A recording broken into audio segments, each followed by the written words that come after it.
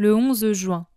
Jésus dit : Tu es trop abattu pour copier ce que je t'ai dit, d'autant plus qu'il t'en coûte de transcrire ce sujet. Laisse donc faire pour aujourd'hui, et écoute-moi qui te parle. Tu as si peur, ma pauvre âme. Mais je veux soulager ta peine, non pas te l'enlever, mais la soulager. La soulager en te consolant, et la soulager en t'aidant à la soulever bien haut pour qu'elle soit très méritoire. Si tu m'écoutes, tu verras que la blessure fait moins mal. Maria, ne sois pas une personne qui ne sait pas faire fructifier les monnaies que je lui donne. Chaque instant de votre journée d'être humain est une monnaie que Dieu vous confie pour que vous la fassiez fructifier pour la vie éternelle.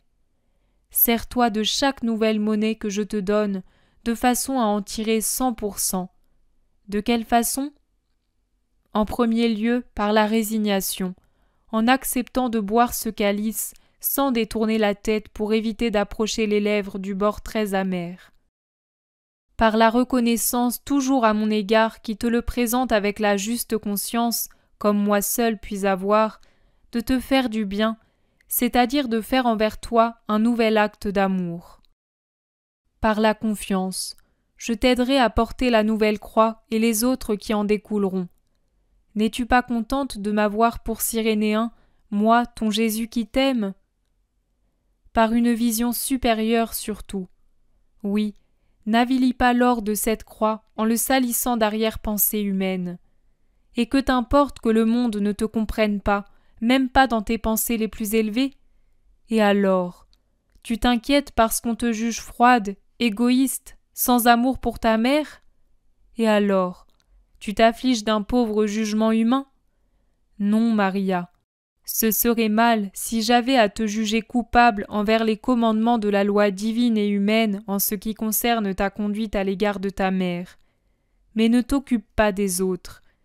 Et regarde-moi une fois de plus. N'ai-je pas été vilipendé par l'insulte que j'étais un blasphémateur, un révolté contre le Dieu d'Abraham, un obsédé, un fils sans cœur ? Aucun disciple ne vaut plus que son maître, Maria, et chaque disciple doit donc être égal à moi dans les offenses qu'il subit et dans les œuvres qu'il accomplit. Pour ce qui est des offenses, les autres s'en occupent, lesquels ne savent pas ce qu'ils font et ce qu'ils disent. Par conséquent, pardonne-leur. Occupe-toi des œuvres, poursuivant ta route et élevant ton esprit si haut que les pierres de la médisance, du manque de perspicacité des humains, ne pourront l'atteindre. C'est moi qui vois et juge et qui te récompense et te bénis. Les autres sont poussière qui tombe. Va en paix, Maria. Voilà que je te touche pour soulever de ta tête la couronne d'épines. Aujourd'hui, je vais la porter pour toi. Et ne cherche jamais d'autre cœur que le mien pour te consoler dans ta souffrance. Même si tu parcourais la terre entière, tu ne trouverais personne qui te comprenne avec vérité et justice comme peut le faire Jésus, ton maître et ami. Va en paix. Je te donne ma paix. Pour comprendre les choses, vous les humains, avez besoin de mettre méticuleusement tout au clair. Des points, des virgules, des points d'exclamation et d'interrogation, et souvent ils ne servent à rien. Mais Dieu n'a pas besoin de temps ergoté pour comprendre. Il voit au plus profond et juge le plus profond de votre être. C'est pourquoi je vous ai dit, lorsque vous priez, ne dites pas tant de mots, votre Père sait de quoi vous avez besoin. Votre Père comprend Maria, il voit, il juge avec une justice véritable et une grande miséricorde. Il ne mesure pas avec vos centimètres, il ne condamne pas selon votre code et ne regarde pas avec vos yeux myopes. Même s'il y a réellement faute, mais le coupable en est si humilié qu'il se juge lui-même digne d'être condamné, moi qui suis miséricorde, je lui dis « Va et ne pêche plus », comme j'ai dit à la femme adultère. Que le prochain ne comprenne jamais avec justice, tu en as constamment la preuve. La dernière, tu l'as eue hier soir. Ton cœur de femme et ta susceptibilité de femme ont été blessés d'un seul coup, et de la part de quelqu'un qui aurait dû te connaître à fond. Que cela serve à te démontrer une fois de plus qu'il n'y a que Dieu qui soit infiniment juste. Laisse tomber tout ce qui n'est pas Dieu. je veux que tu vives uniquement de Dieu. Veux-tu un exemple des limites de la perspicacité humaine? En transcrivant une phrase, tu as omis 2 petits mots « en elle », la pensée te semblant déjà claire pendant que je te la dictais. Mais après, ni toi ni les autres n'avaient plus compris le vrai sens de la phrase. Même qu'en elle, Marie, était la grâce même, c'est-à-dire que Dieu, la grâce même, était pleinement en Marie.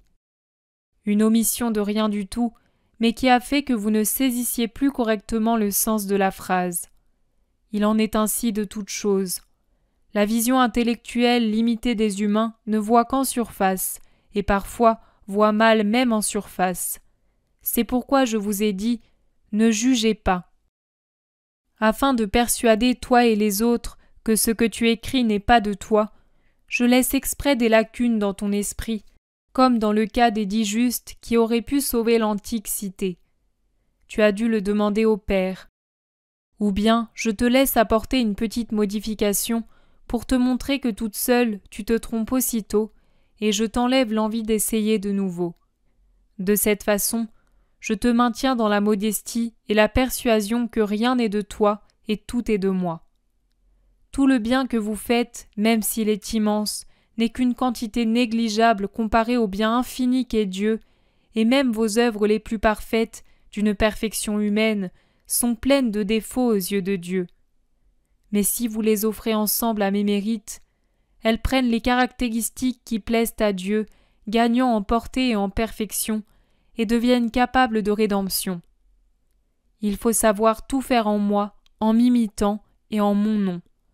Alors mon Père voit mon signe et ma ressemblance dans vos œuvres, et il les bénit et les fait fructifier. Tu ne dois jamais dire par une humilité erronée « Je ne peux pas faire ça ». Je l'ai dit, vous ferez les mêmes œuvres que je fais. Justement parce qu'en restant en moi avec votre bonne volonté, vous devenez de petits Christ capables de me suivre, moi le vrai Christ, dans toutes les contingences de la vie.